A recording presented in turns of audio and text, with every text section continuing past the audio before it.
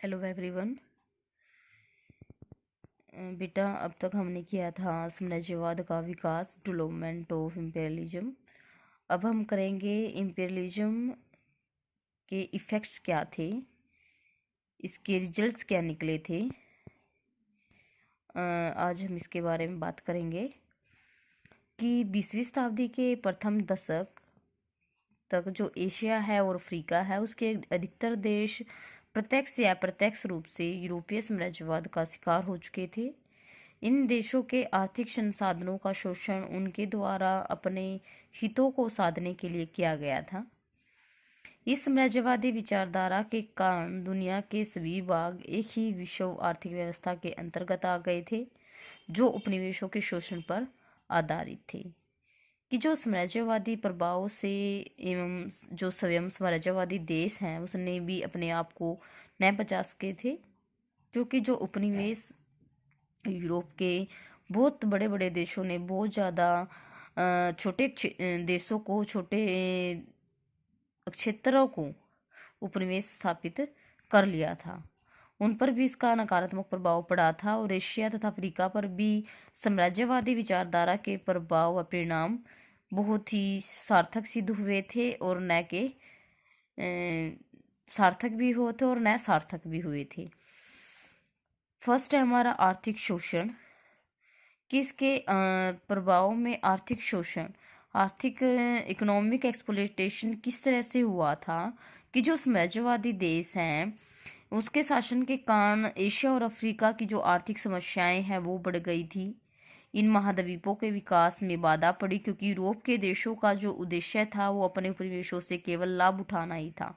क्योंकि जो इंग्लैंड है यूरोप का देश, उसने क्या किया था कि इंडिया से सबसे ज़्यादा कच्चा माल प्राप्त किया था, और कच्चा माल के साथ साथ वो यहाँ पर इंडिया में उस कच्चे माल को जो आयात करता था, साथ ही उसका वो मशीनों के द्वारा बना हुआ कपड़े को यहाँ पर निर्यात करता था, जिससे लोग ज़्यादा पहनते थे।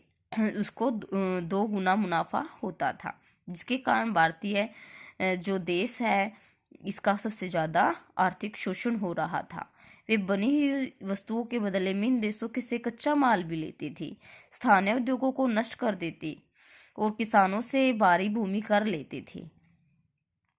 यदि किसी एक किसान के पास 10% भूमि में से 8% उसके उपज हुई है, तो उसमें से भी वो भी 1% जमींदार के पास छोड़ देते थे, बाकी 7% अपने पास रखते थे। और यूरोपीय जमींदारों को कुछ विशेष अधिकार प्राप्त थे, जैसे बिना कर या बहुत कम लगान पर भूमि, आयात अधिक और निर्यात कम करने की साम्राज्यवादी देशों की नीति के कारण अधिकृत प्रदेश निर्धन भी हो गए थे।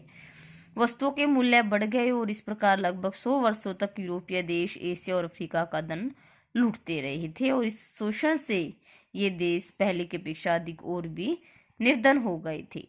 सेकंड है हमारा विजित क्षेत्रों में निरंकुश शासन।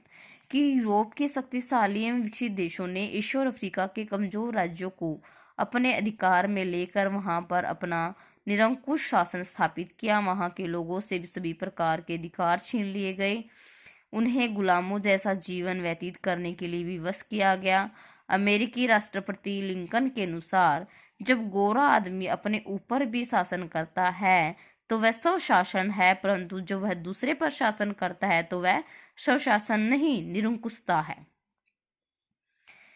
कि जब एक शासन वो खुद कर रहा है अपने आप पर, अपने देश पर, तो वो क्या है, स्वशासन।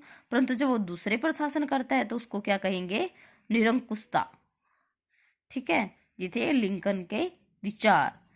थर्ड पॉइंट है हमारा राष्ट्रीय भावनाओं की जागृति। कि उपनिवेशों में जो जो साम्राज्यवादी शोषण बढ़ता गया, त्यों तो वहाँ के जो लोगों में राष्ट्रीयता की भावना है वो अत्यधिक बलवती होती चली गई, मतलब बढ़ती चली गई।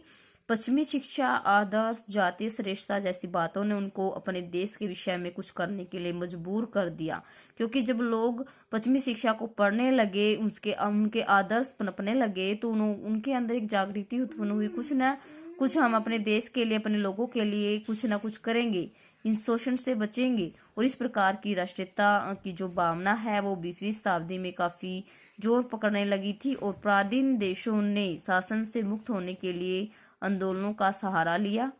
भारत, बर्मा, मिस्र, सूडान, हिंदीशिया, चीन सहित अनेक देश अंततः राष्ट्रीय भावनाओं के बल पर स्वतंत्रता प्राप्त करने में सफल हो गए। नेक्स्ट है हमारा ईसाई धर्म प्रचार। कि साम्राज्यवाद को बढ़ावा देने में ईसाई मिशनरियों के प्रचार का भी योगदान रहा। ये मिशनरियां सबसे पहले एशिया अफ्रीका के देशों में पहुंची। इन्होंने यहाँ पर यूरोपीय व्यापारियों के लिए मार्ग प्रशस्त किया।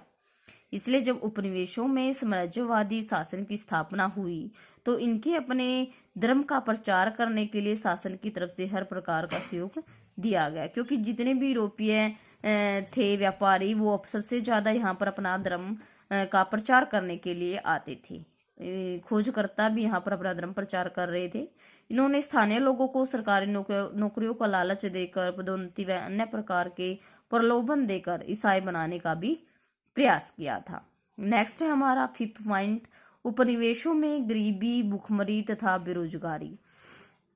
कि जो साम्राज्यवादी देशों की जो शोषणकारी नीतियां थी उनके कारण उपनिवेशों का जो व्यापार है वो वाणिज्य, लघु उद्योग, कृषि का पतन हो गया, जिससे इनमें गरीबी, भूखमरी, बेरोजगारी जैसी गंभीर समस्याओं का जन्म हुआ। यदि जब लोगों के पास व्यापार करने के लिए कुछ बचेगा ही नहीं तो क्या करेंगे? गरीब हो जाएंगे, भूख से मरने लगेंगे।